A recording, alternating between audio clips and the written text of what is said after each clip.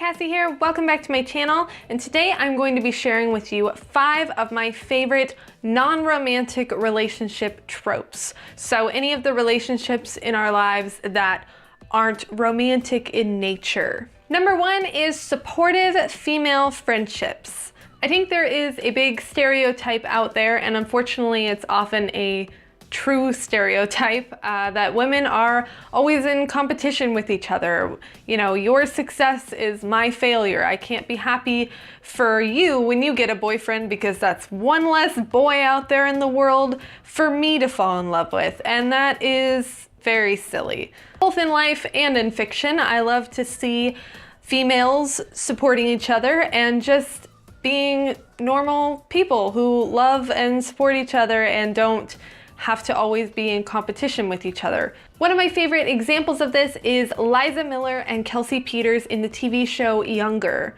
I watched this show recently for the first time and I adore it for so many reasons. It's got so many of my favorite tropes just stuffed in there, and it's really fun and romantic, and it also deals a lot with the publishing industry, which was really interesting to see the perspective of we often see like writers in film and television, but we don't necessarily see the publishing side of things portrayed in that way. And it was just really interesting as an author to watch a show about that topic. But anyway, all of that aside, one of my favorite parts of this show is the relationship of just supportive, beautiful friendship between Liza and Kelsey. Liza and Kelsey are best friends, and they're also co-workers. So they work together at the publishing house. They end up even starting like, I forget what they call it, but kind of a subset of the publishing house they work for. They start a new one of those together. I should have Googled what that was called before I did this video. But anyway, they work very closely together, and there's not really often mentioned like any kind of competition between each other. They're always very excited for each other when one of them gets recognition for their good work that's been done, or they get a promotion or a raise. They're very quick to recognize the other person's involvement. If someone compliments them and says like, oh, you did really good on this, they're very quick to say, oh, well, that wasn't just me, it was Kelsey too. She was involved as well, or Liza did most of this. And I just think it is so beautiful to see just these two young female characters supporting each other so well, even in a work environment where they really could very easily see each other as direct competition for things like promotions and raises, but they just don't really ever seem to see it that way. They always are supportive of each other and spurring each other on to be better, and just being there to celebrate each other's accomplishments and not see it through the lens of jealousy, which I think is really, really nice. Trope number 2 is bromances.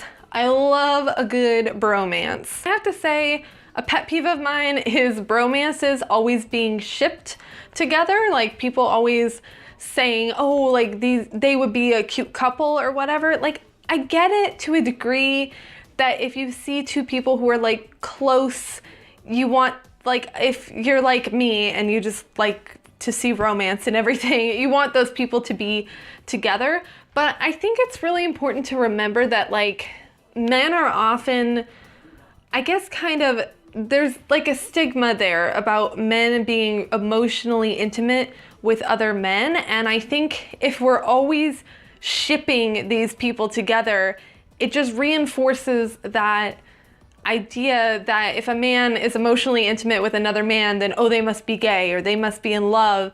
And like, even if you believe that there's nothing wrong with being in a gay relationship, it still can be uncomfortable for someone to think that you're in love with someone who's just your friend. And I think it can make especially younger guys further retreat from their emotions and not want to be emotionally intimate with their male friends because they don't want people to think that they're gay. So I just personally love a really good bromance that isn't romantic in nature and that really showcases male characters diving deep emotionally with each other and not having it be weird. Like, sometimes I think shows do this where they have like two male characters dive deep emotionally, and then they just can't stop talking about like, oh, but we're not gay, or oh, like, you know, I know this is kind of weird, but I want to talk to you about this. I really like to see the kind of characters who have that relationship with each other and it's not viewed as weird. It's just like, this is normal. We are best friends and we should be sharing these kinds of things with each other. A show that I think has just so many awesome bromances that I can't get enough of is 13 Reasons Why.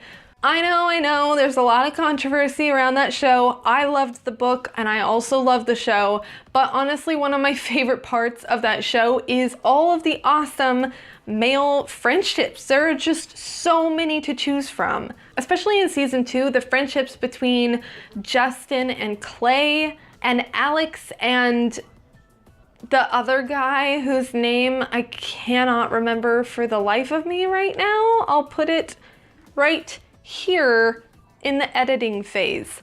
That guy. Both of those kind of separate bromances are just so awesome, and I loved watching them unfold in season 2. They go through a lot of really deep emotional stuff together and support each other so well, especially Alex and the other guy whose name I can't remember.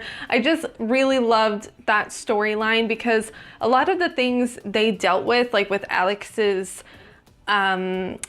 issues with, what's a classy way to say this? He was having some trouble with his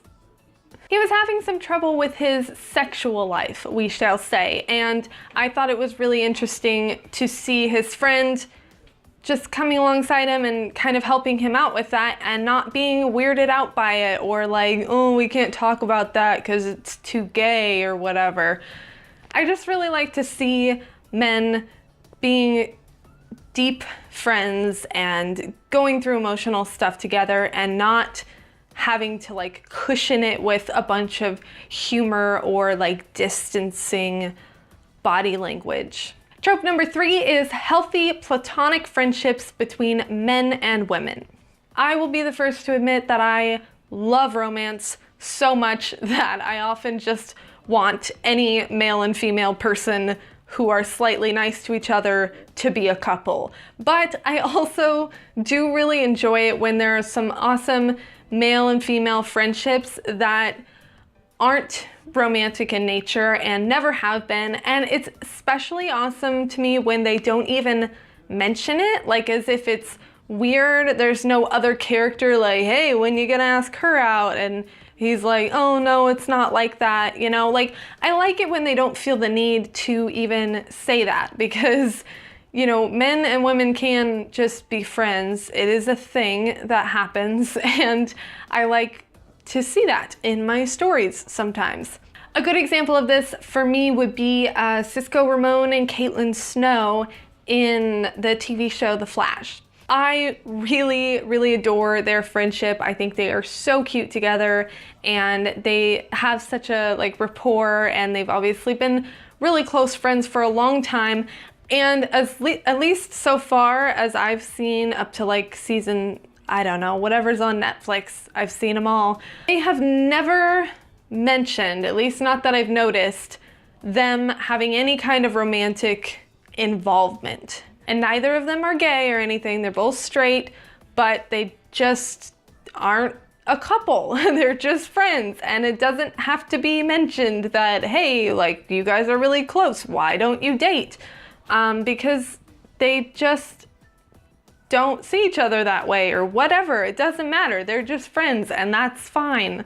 And that is just another thing that I really like to see in fiction. Trope number 4 is good parental relationships. I definitely have used the dead parents trope a lot in my own stories because I will admit, like many other people will admit, that it is a good way to kind of, I guess, like a lot of tension and conflict in stories, especially like young adult stories, could be pretty easily solved if the young adult would just go talk to a grown-up who understands what they're going through more because they're more emotionally developed. So I can admit that it's difficult sometimes to have the young adult characters have good parental relationships, because then a lot of their conflict would just not exist anymore, and it might make the story a little bit boring. But that being said, I do really enjoy seeing good portrayals of parents and children getting along really well, especially because I got along great with my parents my whole life. I still do. They're some of my best friends in the world. I love hanging out with my parents. So I've never really related to all those like teen angsty drama, like, oh, my parents just don't understand me stuff, because that's not how I felt about my parents at all. I want to give some book examples here, but I will say one of my favorite parent and child relationships I've ever seen in TV is from the movie Easy A. I just adore her parents. They are so weird and silly, and she's so weird and silly, and it just is obvious that like she got her weird silliness from her parents, and they're just really good friends, and I love that aspect of that movie. But as far as book examples go, two really good examples of this are The Hate U Give and Everything Everything. The Hate U Give especially is, I think, just a really good example of good, strong parental figures in a child's life, and I think it actually works really well for the story, given that the plot of that story is so heavy. Like, the issues that the main girl in The Hate U Give is dealing with are really, really serious, like deep struggles that anybody, even grown-ups, would have a hard time handling. So even though her relationship with her parents is really good, it still doesn't take away from the conflict of the story, so it doesn't make it less interesting. Like, if she was upset about something, like her boyfriend breaking up with her or something, then maybe her having a really good relationship with her mom could make that story less interesting, because her mom would have wisdom to share that might make her not so angsty anymore, which isn't as fun to read. But in The Hate U Give, the stuff that she's dealing with is really, really deep, hardcore stuff. So even having a good relationship with her parents, it's still really difficult to go through, and I think it's really important in that kind of a story to show that she does have that support. And I just really loved reading that. Honestly, reading that book for the first time, I can't remember ever reading a story where the character had that strong and healthy of a relationship with their parents. And then in the book Everything Everything, I just finished reading that recently for the first time, and I think that was, there are some unhealthy aspects of the relationship between the mother and daughter, but for the most part, I think there's also like a really beautiful aspect of their relationship, that they are so close and that they like understand each other, and even when things happen, spoilery things happen that the daughter is upset about, she still has so much love for her mother. Like, she's angry, but it's not like that same kind of teen, like, oh my gosh, my parents hate me, they're terrible, I'm just gonna run away because they don't understand. Like, she doesn't have that kind of dramatic like relationship with her mother. Like, she loves her, and even when bad things happen or they disagree, they still have that love for each other and understanding that they're on the same team. And the last trope I have to share with you, number 5, is the reluctant mentor. Also could be called the Woody Harrelson trope, because isn't that just who he always is? The two main examples that come to mind of the reluctant, kind of tough mentor that I really enjoy are Haymitch from The Hunger Games and Woody Harrelson's character in The Edge of 17, which are both somewhat similar characters, but I don't know what it is about this trope that I just enjoy, but I do. It's just fun to see someone who is kind of reluctantly mentoring someone, especially when the mentee is like really excited about that relationship, and they're kind of like, trying to glean wisdom from this person who's like, dude, like, I'm not even trying to be your mentor right now, just go away. I don't know, it's just, I can't really explain what it is about that trope that is fun to watch, but it just is. So there we go. So there we have it. Those are 5 of my favorite non-romantic relationship tropes. And next week I will be discussing 5 of my favorite romantic tropes in honor of the Valentine's Day. If you like this video, give it a thumbs up, and if you want to see next week's video about my 5 favorite romance tropes, hit the subscribe button so you can be alerted as soon as I upload. And that's it. I'll see y'all next time and have a great day. Bye.